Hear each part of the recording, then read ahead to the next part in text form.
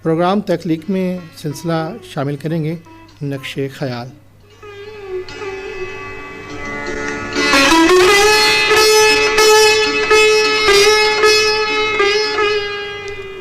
کوئی آواز اشارہ نہ کوئی نقش خیال، ساز دل چھیڑنے والے میرے اوسان سنبھال۔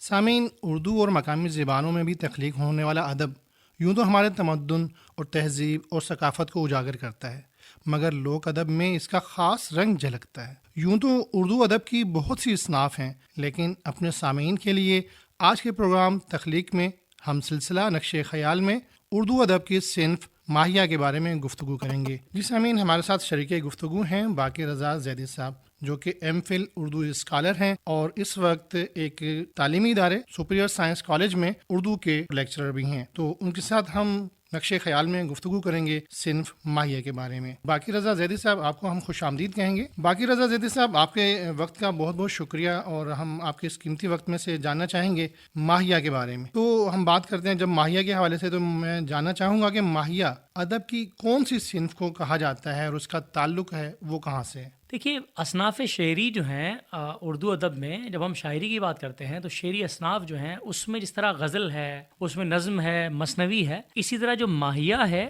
اس کی جب بنیاد ہم ڈھونڈتے ہیں، جب ہم تحقیق کرتے ہیں تو ہمیں یہ اندازہ ہوتا ہے کہ ہمیں جو معلومات جو میسر ہے وہ یہ ہے کہ ماہیہ ایک ایسی صنف کو کہتے ہیں کہ شاعری کی وہ صنف جس میں ایک نظم جو ہے اس کا ہر بند 3 مصروں پر مشتمل ہوتا ہے۔ اچھا، اس میں جو پہلا مصرع اور تیسرا مصرع جو ہے وہ وزن اوزان میں برابر ہوتے ہیں، جبکہ درمیانہ مصرع جو ہے وہ مختصر ہوتا ہے۔ اور یہ اپنے سامعین کے لیے ہم ضرور کہنا چاہیں گے، اس میں چھوٹی بہر میں یہ کہا جاتا ہے، بہر جیسے ہے مفعول، مفاعیل، یہی پہلی اور تیسری بہر ہوتی ہے، جبکہ دوسری بہر میں جو سطر ہے اس میں فا اور مفاعیلون ہوتا ہے۔ اچھا، یہ تو ہو گئی اس کی ہیئت۔ اب جب ہم اس کے اور تحقیق کرتے ہیں کہ یہ کہاں سے اردو شاعری میں آیا، تو اس کی جو بنیاد ہے وہ ہے پنجاب، یعنی یہ پنجاب کی لوک داستان جو ہے، آپ نے سنا ہوگا سوہنی مہیوال، تو 1766 ہیر وارث شاہ، اس میں کہتے ہیں کہ یہ، یعنی اس کا ظاہر ہے زبان جب سے ہے تو یہ تب سے ہی ہے، لیکن کیونکہ ہیر وارث شاہ لکھی گئی 1766 میں، تو ہم اگر یہاں سے پڑھتے ہیں اس میں تو اس کی 3 مختلف جو ہیں ہمیں تفصیلات ملتی ہیں، تو ہم چاہتے ہیں کہ باری باری ایک ہم آپ کو بتائیں۔ پہلی جو اس کی تفصیل ملتی ہے وہ یہ کہتے ہیں کہ پنجاب میں ایک شخص تھا عزت بیگ، وہ جب پنجاب آیا، وہ تھا پردیسی، تو اس نے سوہنی کی جو یہ تھا چرواہا، سوہنی کی جو بھینسیں تھیں یہ اس کا چرواہا تھا، چراتا تھا، تو پنجابی زبان میں جو بھینسوں کو چراتا ہے اس کو ماہی کہا جاتا ہے۔ تو جب سوہنی نے جب ماہی کو اپنے عشقیہ انداز میں پکارا، تو ماہی میں اس نے یہ کو ہٹا کے الف ندائیہ شامل جب کیا تو ماہیہ ہو گیا۔ ماہیہ مطلب ہوتا ہے کہ جب آپ کوئی اپنے محبوب کو مخاطب کرتا ہے، اے میرے محبوب، اے میرے عاشق، تو اس نے جب مخاطب کیا تو ماہیہ کہلایا۔ تو اب سوہنی نے اس کے فراق میں، اس کے محبت میں جو شاعری کہتے ہیں جو پڑھی یا اس نے کہی یا جو سنی، وہ ساری وہ تھی جو اس کے انتظار میں تھی، یعنی کیونکہ وہ پردیسی تھا۔ ایک تو یہ اس کی تفصیل ملتی ہے۔ دوسری تفصیل جو ماہیہ کی ملتی ہے وہ یہ ہے کہ ماہیہ بنیادی طور پہ فارسی کا لفظ تھا ماہ، مہینہ۔ فارسی میں ماہ جو ہے ایک مہینے کو کہتے ہیں، اور ساتھ ہی ساتھ 14ویں کے چاند کو بھی ماہ کہا جاتا ہے۔ اچھا دیکھیں، کیونکہ چاند جو ہے وہ شاعری میں ایک استعارہ ہے محبوب کا، کہ چاند چہرہ، ٹھیک۔ اچھا دیکھیں، چاند ہے فاصلے پر بہت، تو اب استعارہ یوں ہے کہ محبوب جو ہے وہ ہے دور، تو اس کے فراق میں، اس کے ہجر میں جو وقت کٹتا ہے وہ ذرا درد اور تکلیف کا ہے۔ تو وہ شاعری کہ جو آپ کو دوری کا پتہ دے، اور اس میں جو کٹے ہوئے، جو بیتے ہوئے لمحات ہیں، اس میں آپ کو درد اور کیفیت کی جو آپ کو احساس دے، وہ ماہیہ کہلاتا ہے۔ اچھا، اسی طرح اس کی ایک اور قسم ہمیں ملتی ہے ماہیہ کی، وہ یہ ہے کہ بنیادی طور پہ ماہی نا مچھلی کو بھی کہتے ہیں، ماہی۔ اچھا، مچھلی کو اگر ہم پانی سے نکال دیں تو وہ تڑپنا شروع ہو جاتی ہے، تو لوگ کہتے ہیں کہ اپنے محبوب کے لیے ایسی شاعری کہ جس میں آپ کی تڑپ ہو، یعنی اس سے ملنے کی جو تکلیف ہجر جو ہے نا، یعنی جو فراق میں جو آپ لمحات گزارتے ہیں، جو تکلیف آپ برداشت کرتے ہیں، تو کہتے ہیں اسی مچھلی کی کیفیت ہے جو پانی سے دور ہو جائے۔ اگر کسی انسان کو اس کے محبوب سے دور کر دیا جائے تو جو تڑپنے کی جو کیفیت ہے وہ یہ اسی سے ماخوذ ہے۔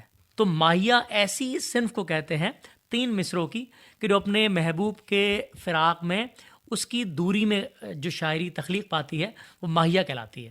میں ایک سوال اور پوچھنا چاہوں گا کہ ماہیہ صنف کا استعمال جو ہے وہ صرف پنجاب کے لوک گیتوں میں ہی کیا گیا ہے یا کچھ اور لوک گیتوں میں بھی اس کا استعمال کیا گیا ہے؟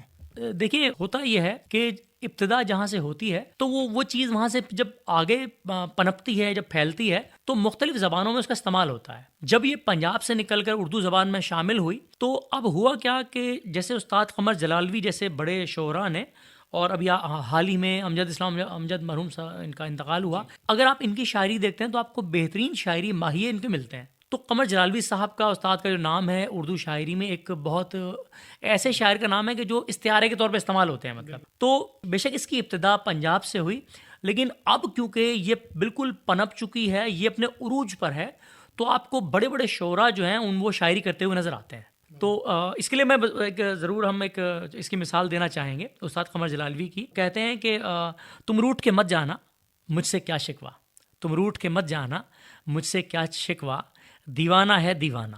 پھر کہتے ہیں فرصت ہو تو آ جانا، اپنے ہی ہاتھوں سے میری دنیا مٹا جانا. پھر ہم ساتھ میں امجد اسلام امجد کی بھی سنانا چاہیں گے، ان کا انتقال ہوا. کہتے ہیں خوشبو سے بھری راتیں تم ایک نظر دیکھو، خوشبو سے بھری راتیں تم ایک نظر دیکھو، پتھر بھی کریں باتیں.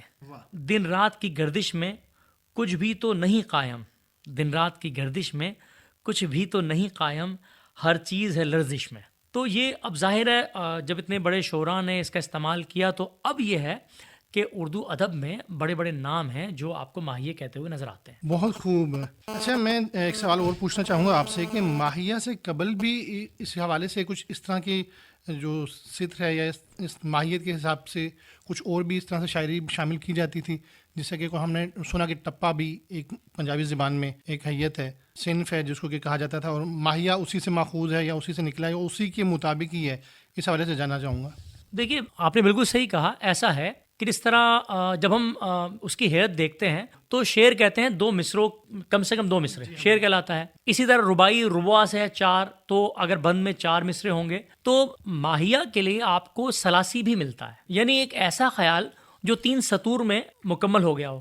ہاں یہ ضرور ہے، اس میں یہ ضرور ہے کہ اس میں جو بحریں استعمال ہوتی ہیں ان میں فرق ہو سکتا ہے. یعنی جو ہمارے ہاں پنجاب میں جو بحر استعمال ہوتی ہے وہ یہ ہے کہ پہلا اور تیسرا مصرع ایک جیسا ہوگا، درمیانی مصرع جو ہوگا وہ چھوٹا ہوگا، یعنی اس میں جو بحر ہے وہ مختصر ہو جائے گی. اگر آپ کو ثلاثی کسی اور مطلب آپ کو علاقے میں ملتا ہے تو یہ جو صنف ہے آپ کو مل تو جائے گی، لیکن اس میں عین ممکن ہے کہ جو بحور ہوتی ہیں، بحریں جو ہیں، ان کا فرق ہو. تو اس لیے جو ہے اس کو جو ثلاثی کے طور پہ بھی آپ کو تاریخ میں یہ ملے گا کہ یہ پرانی روایت ہے جو چلی آ رہی ہے. اس کا مطلب ہے کہ ماہیہ کی جو ایک حیت ہے وہ مطلب 3 مصروں کے اوپر تو ہو سکتی ہے، ٹپا کہہ لیں، بگڑو کہہ لیں، لیکن وہ ماہیت کے اعتبار سے جو ہے وہ ماہیہ کے برابر نہیں ہو سکتی. 3 سطور ہو سکتی ہیں، طریقے کے اعتبار سے ہو سکتی ہیں، اس طرح سے ہم کہہ سکتے ہیں. جی بالکل ایسے. دیکھیے ہوتا یہ ہے کہ اس کی جو حیت کی جو پہچان ہے نا وہ بحروں سے ہوتی ہے. بحریں جو بحور ہیں، اوزان جو ہیں بنیادی طور پہ وہ پھر آگے ہمیں بتاتے ہیں کہ اوزان کے اعتبار سے کیا ہے. تو ماہیہ کی جو ہمیں جو صنف ملتی ہے وہ یوں ہے کہ پہلا اور تیسرا مصرع برابر، اور دوسرا جو ہے اس میں وزن اوزان کے حساب سے کم. جی باقی رضا زیدی صاحب، بہت شکریہ، آپ ہمارے اسٹوڈیو میں تشریف لائے اور ہمارے سامعین کو اردو ادب میں ماہیہ کے حوالے سے آگاہی دی.